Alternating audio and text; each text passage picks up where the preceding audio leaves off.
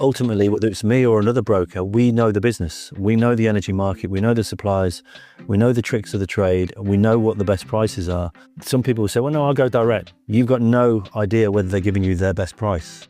They're giving you a price, but is that their best price?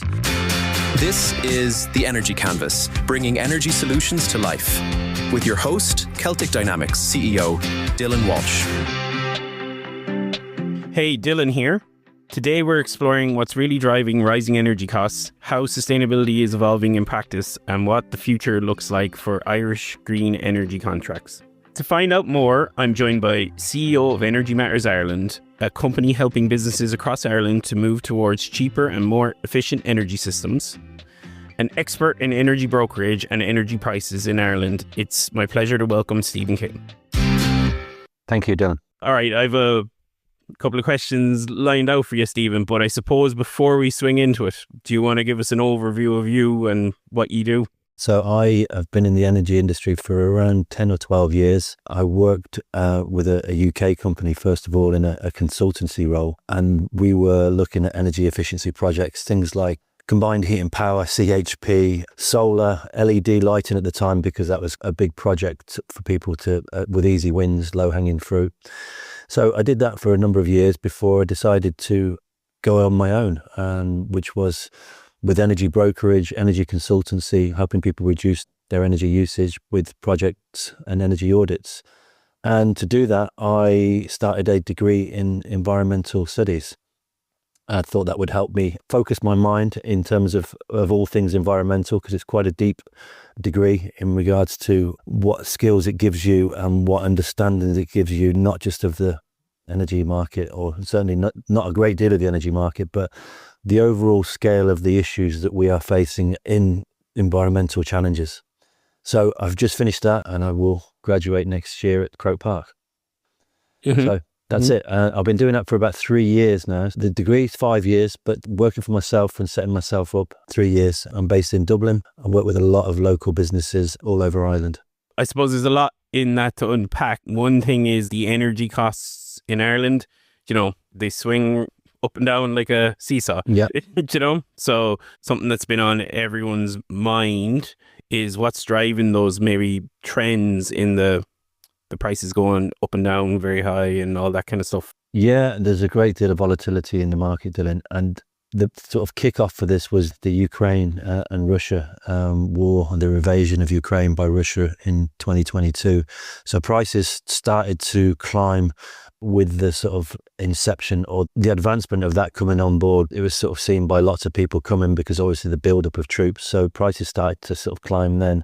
And then with the invasion, prices just went through the roof. And the reason for that was, at the time, a lot of the energy that being used in Europe, especially gas, was coming from Russia or coming through Ukraine as the pipeline. So that sent prices soaring.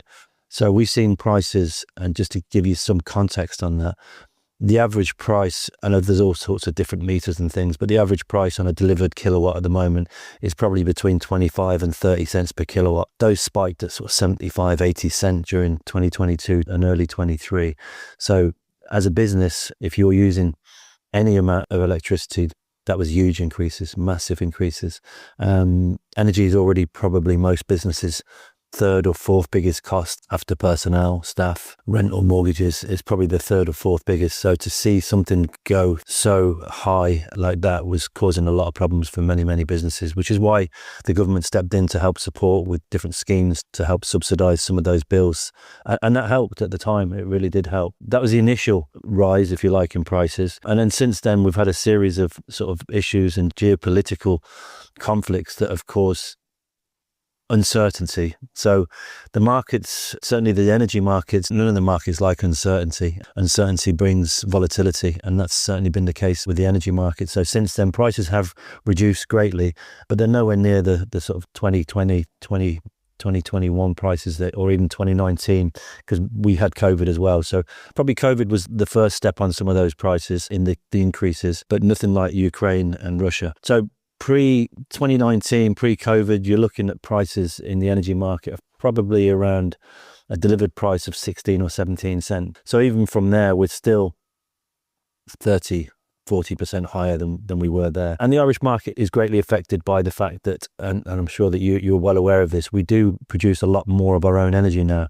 And I'm sure we'll come on to that in terms of green and renewables and self-generation. But at the time, 2018, 2019, it was a lot less, which meant that we were relying on Europe, the US and other places for our energies. And we're intrinsically linked with the UK and their gas market prices. As both of us being islands, that has set us apart from the mainland Europe in terms of prices. It means that we are probably amongst the highest prices in Europe. We have been for a while, but even more so now since the advent of those issues. Mm-hmm. So, as I say, prices have come down a great deal from where they were. They're still high, and they're still probably the third or fourth biggest cost for businesses. I suppose then, if we take maybe a step back, as in someone who doesn't know anything about energy, where would, Energy Matters Ireland fit in that scheme in terms of what's an energy broker or what is involved in that? Okay, so our first remit as a business is energy consultation, and the consultation comes from looking at their costs currently and then looking at where we can help reduce those costs. And that is usually in the price, because that's the first and most obvious one. If they're paying too much, then we can reduce the price. And that can be usually one of the biggest ones as well. The variations and the fluctuations in price. If you're a 1 million kilowatt user business and you're paying 5 cents more than you need to be, that's 50k on your bottom line. That could go back on your bottom line, which is, from a business point of view, profitability, that's gold. So that's the first place we look is their actual prices, what they're paying. The second thing we would normally do is an audit. That's the first sort of physical thing we would do, and we would involve Celtic Dynamics then to do an audit on the businesses, to look at their overall energy usage, look at all of the different factors, look at the building, the fabric of the building, the types of machinery they're using, refrigeration, air conditioning, heating, windows. So that would be the second part of our consultation, where we say, right, okay, to understand your energy usage and to understand how we can reduce it, we need to know what you're using. So there's an old saying, which is, if you're not measuring it, you're not managing it. So the first thing is to measure, which is where the audit comes in. And then the second thing is to manage. And the management from that would be, so the audit would report on various factors that are affecting the energy usage of that particular business. And it would make suggestions and recommendations for overall reductions in their energy usage. And we find that in general that there's normally at least 30 to 40% reductions available, and they come from, in the main, solar PV is usually quite a big driver of energy reduction. Increases in efficiency in their air conditioning or their heating, potentially new windows, insulation. So there's all sorts of different factors that come into play. The good thing about the audits is that in most cases, small businesses can get a free €2,000 voucher from SEAI, the Sustainable Energy Authority of Ireland, which funds that audit. That's the sort of second stage in our consultation process. And then we would look then at what projects are being highlighted by the audit and look to put quotes in place for the customer, but also look then to see where we can signpost that customer towards grants to help them. So there's so many grants out there. There's so much money available from both the government at local level, national level, and also at European level to help fund and drive change and carbon reductions and energy efficiencies. So we would look to see where those grants could be obtained from and make sure that the customer's ticking all the boxes, dotting the I's, crossing the T's to make sure that they can help fund those. And obviously, if you are getting funding for grants, then that's driving the return on investment down. So we're quite often now seeing, 4 or 5 years ago, that solar PV would be maybe a 5 to 7 year return on investment.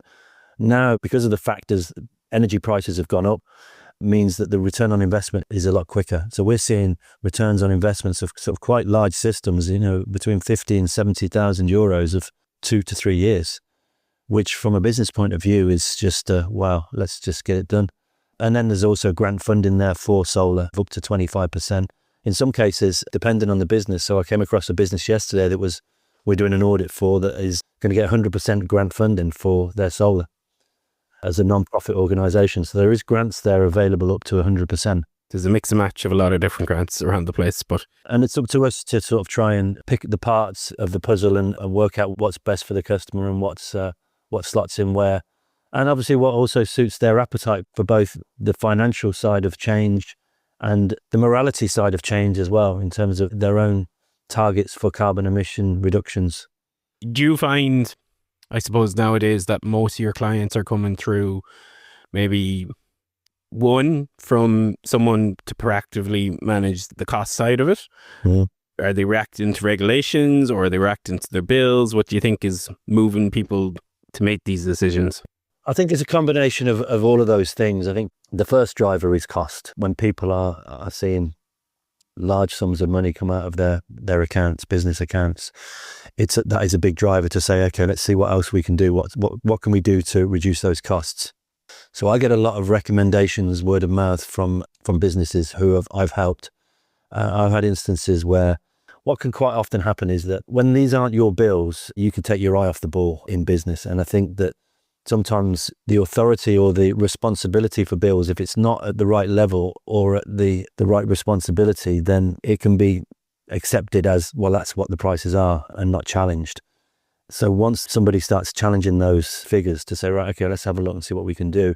And sometimes apathy comes into play. People just, they have a business to run, and the first sort of part of that business is, whether it's a hotel or a pub, is running that hotel. It's looking after guests, it's looking after customers, it's taking care of all the different regulations with, for instance, food or hygiene or trading standards or whatever it is, all of those different things that come in with running a business. So they're not energy experts. So in some cases, the apathy keeps them away from it. And sometimes, if you look at a bill in Ireland, depending on the supplier, depending on the type of tariff they're on, they can be massively complicated, and you've got no idea what all those different charges are. I've seen bills from suppliers with 14 or 15 different lines on. Ultimately, the bottom line is what it is costing, which is, when I talk to businesses, I talk about the delivered cost per kilowatt. And that way it gives them an understanding of what they can, of like for like, apples with apples. So if they're doing comparisons, if they get another prices, they can say, well, Steve's cost was this. There's an easy way to do that, which is divide the net cost of your bill by your usage, and that gives you a net delivered cost, regardless of the meter, regardless of the type of business you are. And once you do that, you can see, you establish what your cost is. If we can help drive that cost down, we've helped one hotel in particular. They'd come out of COVID, they've come out of the huge rises in the Ukraine-Russia conflict, and they hadn't looked at their bills in a couple of years. They were still out of contract rates. We managed to reduce their electricity and gas costs in year one by €242,000. So for a business of that size, that was the equivalent of €2 to €2.5 million worth of turnover. So I'm not saying we saved their business, but I'm saying it made a massive difference to their bottom line and to their profitability and their ability to then invest in their business further down the line.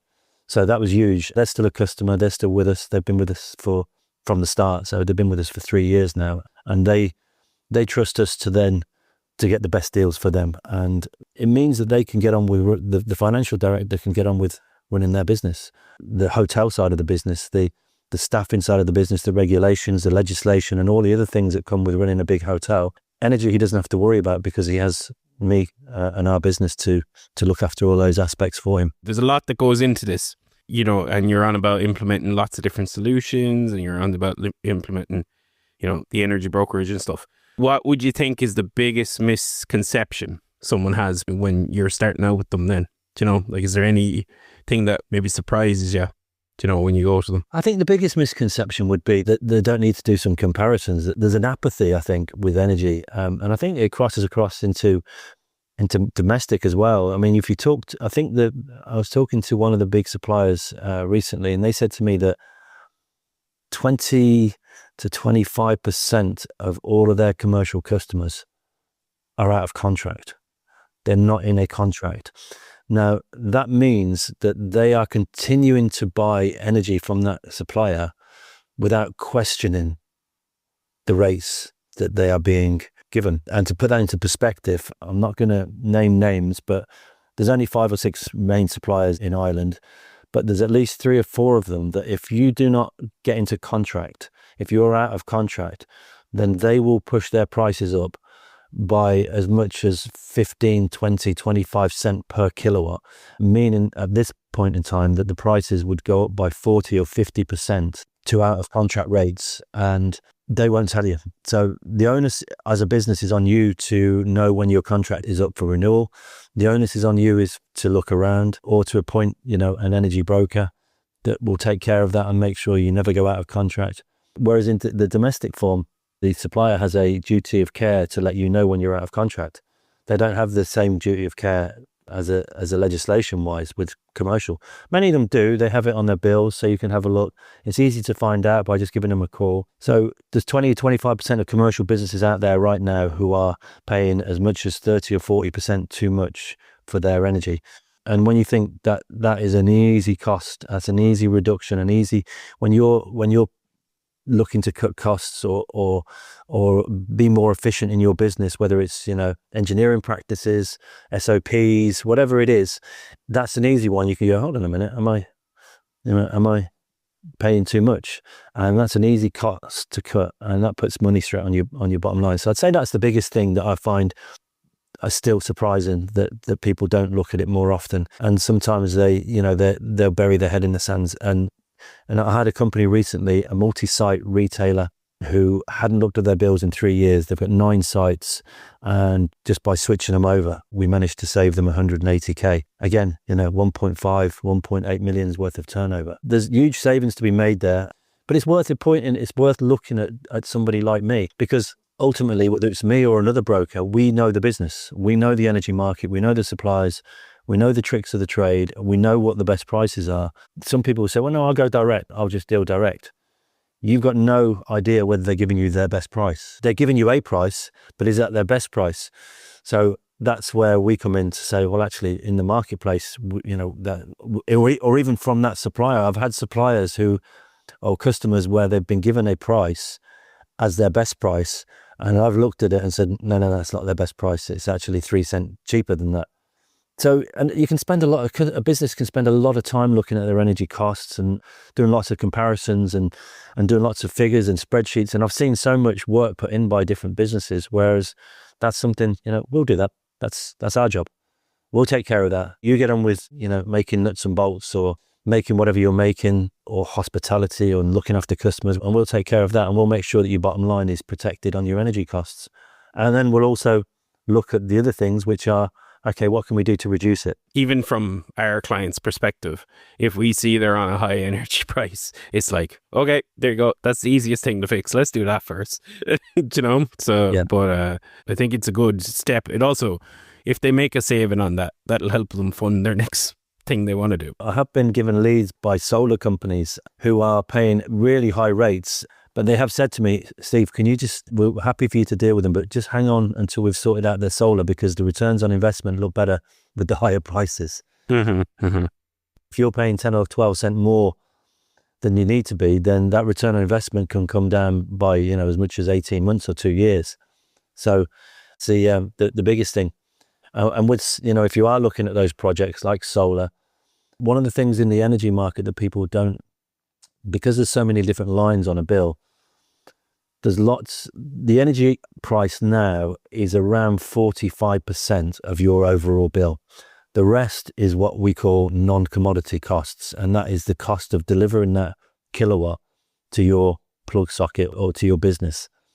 Now, that's quite startling for people, that they'll see a comparison website and it will say the electric is this, but then the price is more than double. And that's because of the use of systems. So the ESB, every year there's a price rise from the ESB through the CRU, which is, well, this year it just came in on the 1st of October, it was 1.4 cent.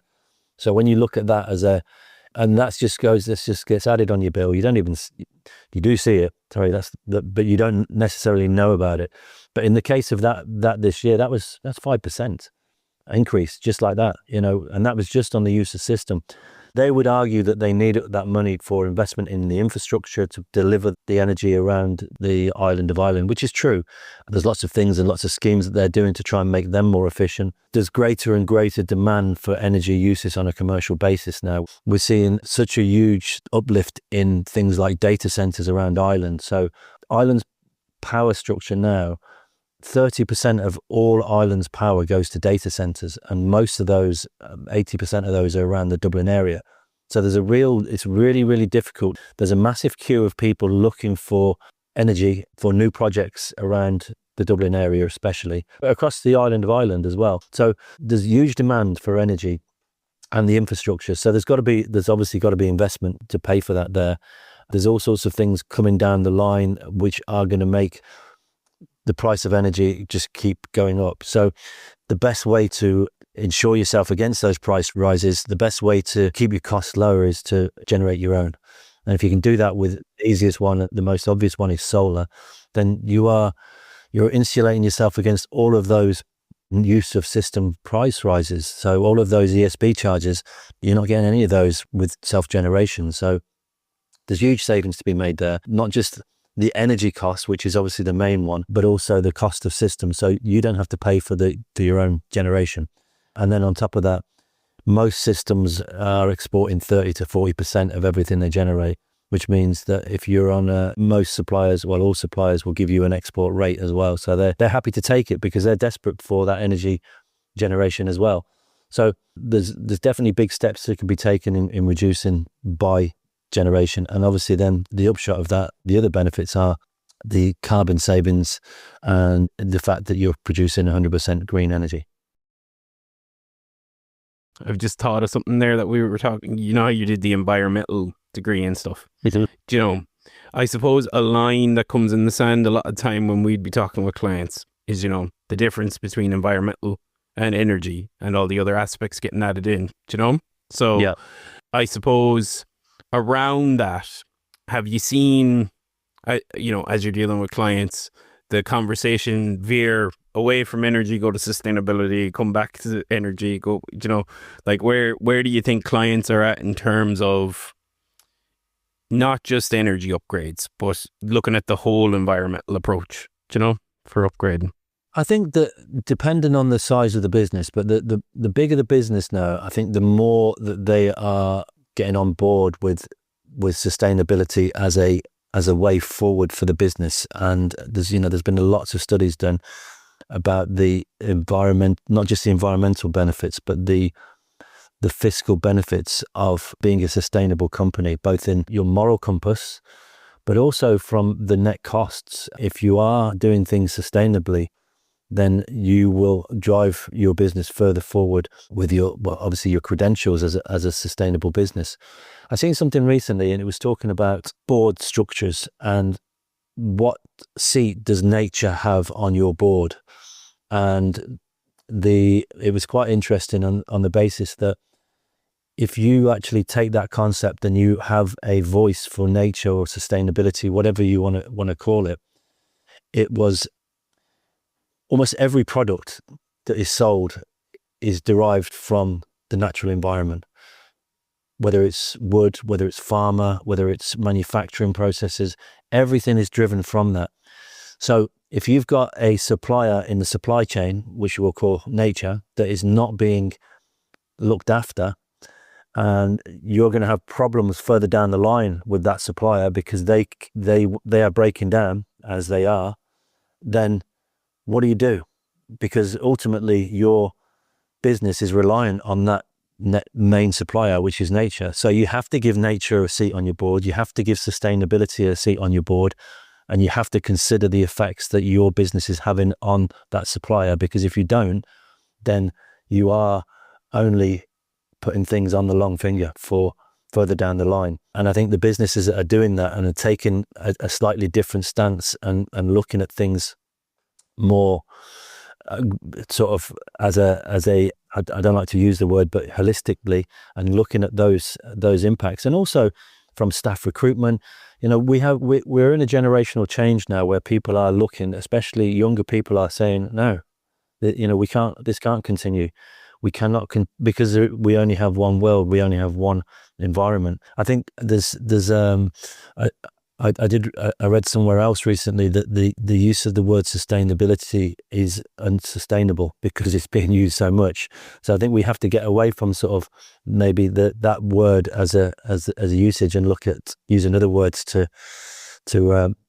understand what we need to do. investment, whatever it is. But it is such a buzzword, and I think there's been so much talk about sustainability in the last few years, especially that some people are sort of literally sick of that word. But it's about understanding the concepts of nature and having nature on the board. And there's a number of businesses that are actually doing it, and I have got some slides I can send on to you afterwards, but they've got some quotes similar to that. So I'd like to send you those so that you've got the references for them as well, because that's not my words, and I don't want to take the credit for it. It's from there's a couple of professors that have come up with some different ways of thinking. And it's interesting because it just sort of highlights the fact that, the environment is the biggest supplier. And if you're not looking after your supplier, then you've got problems further down the line with your business. From a business perspective, they're probably looking at an ROI, like investments way that you are as well. So you're moving away from the sustainability terms. Sometimes it's easier to understand. You know? So I suppose, how would you find clients, would they balance that, short-term ROI versus their long-term goals, for trying to reduce everything? Or Yeah, I mean, ultimately, Dylan, just with all of those things that we've just talked about, and the bigger picture, if you like, on the environment, the bottom line is that people have only so much in their budget. If they need to use their budget, if they need to make cost savings, then it is going to help things further down the line and help them invest in more sustainable practices as well. So, but ultimately, it's the bottom line. So if sustainability projects, if environmental green projects are putting money on the bottom line, then that's the thing that's really driving the business. And that is the case for self-generation. It isn't just about the renewable factor. It's the fact that they can produce their own energy for 8-7 cents per kilowatt instead of 25, 26. And if you're making those sorts of savings, then the net benefits are then the environmental benefits. So I suppose there's two other ways as well. This comes up a lot of times in industry. Nowadays you can also purchase green energy, So I suppose from that perspective, how are you seeing that impact the whole energy brokerage, energy saving side, the purchasing of green contracts or whatever? Well, I don't actually I deal with some fairly big companies, but it's not something that I actually get involved in. And I know it's out there. I've done sort of quite a bit of research on it in terms of the carbon offsetting. It does tend to be the bigger multinationals that are doing it, and they're having to do it to meet their own ESG targets, because they're just so huge that there's no way that they can meet their targets without doing it. I suppose there's one train of thought which says, well, it's just greenwashing. You're not actually doing anything about your own sustainability credentials. But then the other side of the argument is, well, there is some benefits from it because something is happening, because you can't get the carbon credits without actually doing something for it, whether that's planting trees in Ireland, or whether it's in South America or India or wherever it is. I think it's something that just has to be there, especially for the bigger companies to meet there. But I don't think it's a long-term answer. Same as air travel and offsetting your flights, etc., etc. It's an opportunity to ease your conscience, I think, for some people, and that could be the same for businesses as well. But is it real? Is it valid? Yeah, I mean, like I say, it's there, but I don't think it's the long-term solution. And I suppose another thing that you mentioned a while ago as well, that all of our clients ask us about, is there an advantage to centralizing the procurement side? So centralizing your procurement of energy, centralizing your procurement of energy suppliers, all that kind of stuff. So from what I see, whether it's centralizing or putting it to somebody to manage for you, is definitely beneficial for the business. So if you're a multi-site operator, then definitely. And we've seen it recently where we looked at a large business, 46,000 employees, 1,800 sites. Their buying of energy is all over the place. Working on the calculations and looking at even though they're across 20 different areas and regions, we think that we can reduce their energy costs by as much as 12 to 15% just by centralizing and having a central procurement. In their case, with an energy spend of 96 million euros, that is, 12 to 14 million euros, which is massive for any business. When you think their turnover is 1.8 billion, their profits, their net profits are only around 46 million. So, we're talking about increasing their profits by 30, 40% in 1 year. There's very few places a business can get that level of increase in their profits by any, whether it's buying new acquisition or increases in turnover. There's always increases in costs. So to get that level of extra profitability is huge, and that would be driven by centralized procurement. But also when it comes down to that's a large business, a huge country multi-site operator. But in a small business, no matter what that business is, if you are I'll give you an example. Probably my smallest customer is a dry cleaners in central Dublin. Now, he probably earns, let's say 30 to 40 euros an hour. If he spends 10 to 12 hours a year dealing with his energy, that's 500 or 600 euros of cost to his business. We can do that. It's just in our portfolio, and he leaves it to us now. It's hassle for him, because it's not necessarily, and we are talking about the smallest of small businesses there. It's not 10 hours straight. It's not an hour here that he can say, well, it's going to take me an hour. It can take 8 minutes on the phone there. It can take 12 minutes later on. It can take 15 minutes. It can take, on hold for 15 minutes. We know how these things work. So in his case, if that's taken 10 to 12 hours, it's costing him 400 to 500 euros, then just let somebody else do it. Let somebody with the expertise do it, and you do what you're good at, which is whatever that part of whatever that is in your business, whatever your business is, you do what you're good at and leave that to us. So we, as a business, in terms of brokerage, we earn our money from that expertise, and the suppliers pay us. They pay us for our time. So there's zero upfront costs from the customer. Now, there's obviously a price within what they pay that comes to us from the supplier. That's just the nature of business.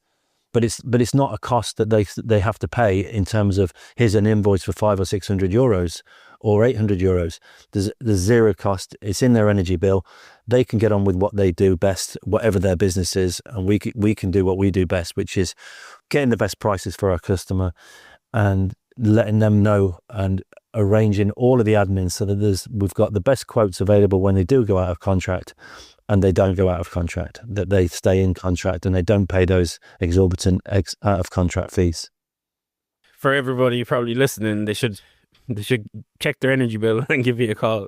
What's I suppose a really interesting thing for people at the moment, I suppose, what would you consider a high energy rate that someone should give you a call? Probably, I would say the issues with the energy rates over the last 3 or 4 years, Dylan, is because we've had so much geopolitical upheaval, and we've had so many different highs and lows. So if you'd have asked me 2 months ago, what should I do? Should I track the market prices with a wholesale tracker product, or should I fix in? I'd have said, well, we need to fix you in. We need to fix you in because Israel had just bombed Iran. America had weighed in, they'd bombed Iran. Iran had retaliated. We're on the brink of another geopolitical crisis. We already have, the terrible scenes and the terrible tragedy that's unfolding in Gaza, which is having, again, and then that's having huge effects on who's getting involved in that scenario in the Middle East. So if you just said 2 months ago, I should lock them in, lock the prices in, fix them, let's forget about them for a year or two. And I did say that to my customers, to many of them, and I did do that.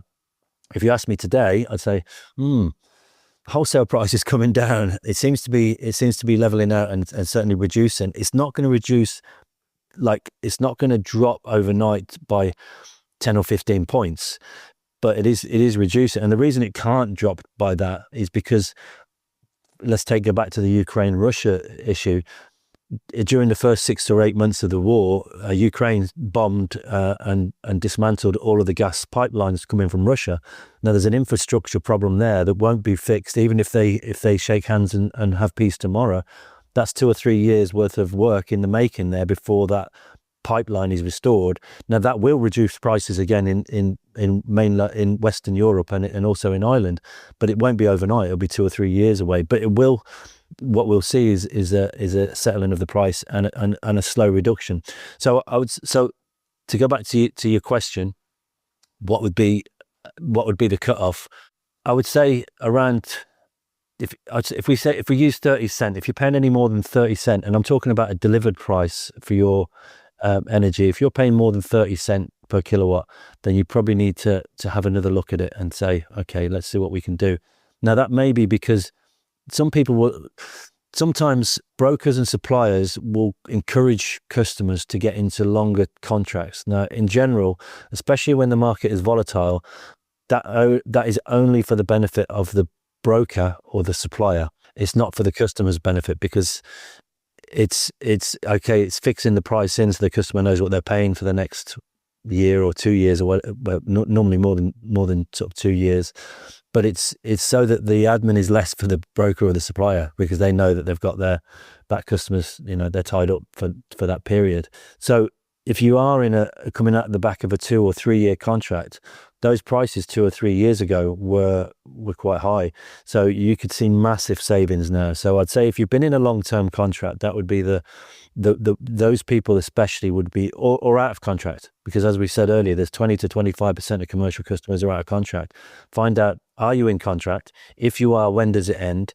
Look at the price that you were paying. And if you are at the back of a 2 or 3 year contract, then it's likely that you could make savings of 30 to 40% on your energy costs, which is huge.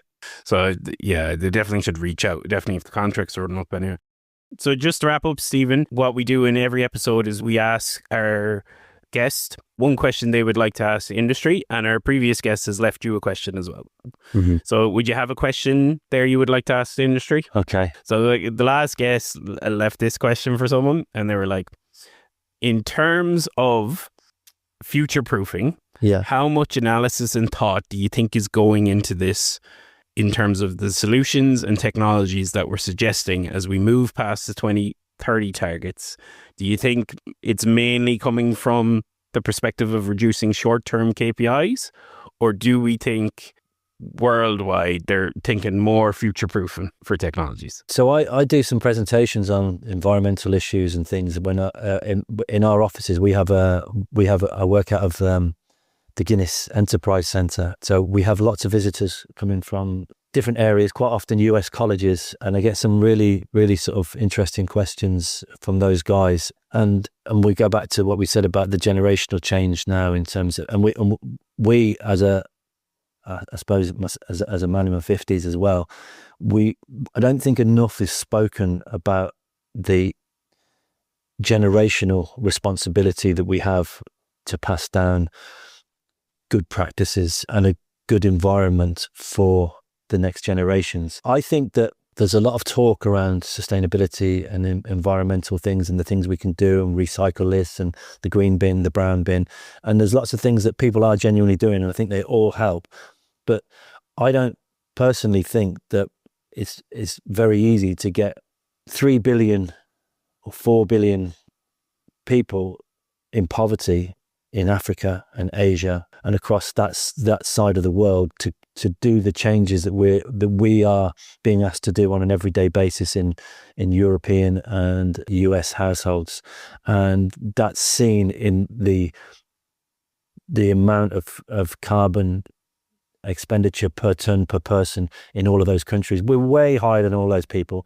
They're already a lot greener than we are, and then we're asking them to do sorts of things that are going to repress their ability to earn money to get themselves out of poverty. So I don't think those things are going to happen. So I think that, this is me personally, I think the only way that we're going to get the changes that we need are by encouraging the people, the generations that are coming through now, to be brilliant in their innovations to get us out of the shit. Sorry, excuse my language.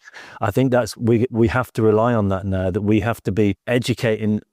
Education is key, that we are given as much as much support and infrastructure to the generations coming through now that they can solve that problem for us. And it's not an abdication of responsibilities. It's just that we're too far gone, and the people we can't expect all of those people in poverty to try and help us fix the mess that when I say us, our generations and the generations before us have fixed with the industrial pollution that we've done since the 1800s, which is when what is called the Anthropogenic age came in.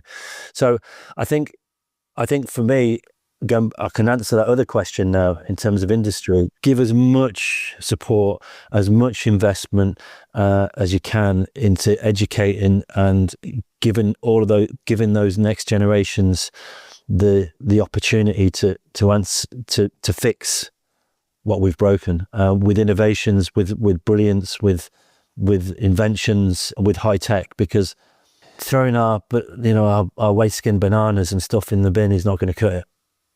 Mm-hmm, mm-hmm. That's what I'd ask. I'd ask them to invest in the future, invest in education.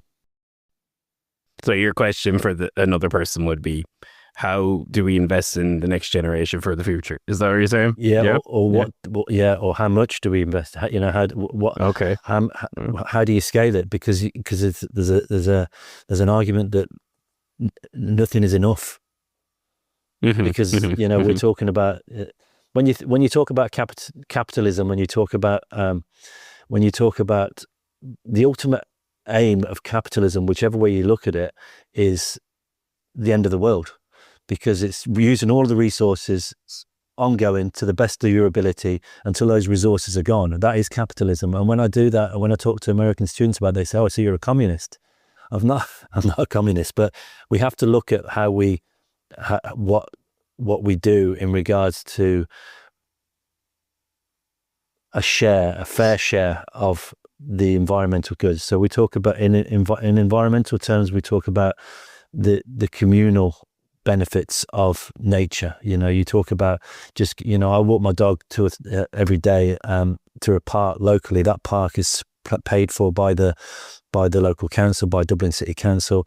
They've just finished a big project on it. It looks amazing. It's really good. But it's so like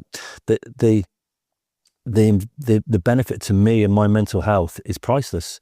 And that's the same for a lot of people, to being able to get out into those areas and someone's got to pay for them. There's a cost to that, and there's a communal cost. So I think we definitely need to look at a better equity share on the profits or the money that is being made. And I think if there was a more equitable share of monies being generated and made worldwide, I think we've seen it. If we look around, it's been even a bigger rise in the number of billionaires, and the percentage of people now that own all the money and all the wealth is a lot smaller than it's ever been. It's something like 1% own 99% of everything.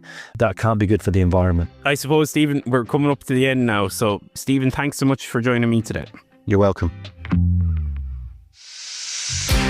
If you would like to find out more about what we covered in this episode, you'll find notes, links, and more in the description area of this podcast.